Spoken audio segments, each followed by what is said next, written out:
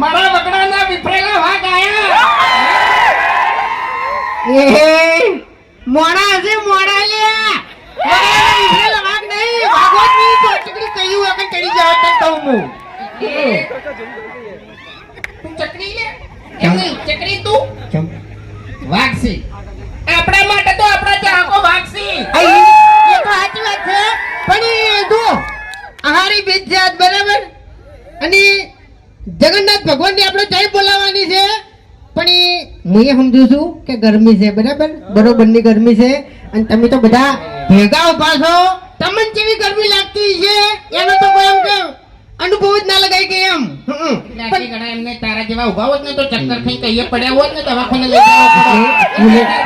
બાટલા ચડાવવા પડો તાણી તો તું ભોનમાં આવત. પેલી કંટુ ની કુલર મેલેલું પણ પંખો કુલર જઈને ઉભો રહ્યો, તાપમાં ઉભો રહે, કારણ કે ચાહકો તાપમાં ઉભા રહે ત્યારે આપણે યાર પરેશાન પડવો તો યાર થોડું ઘણું યાર. શું કહેવું?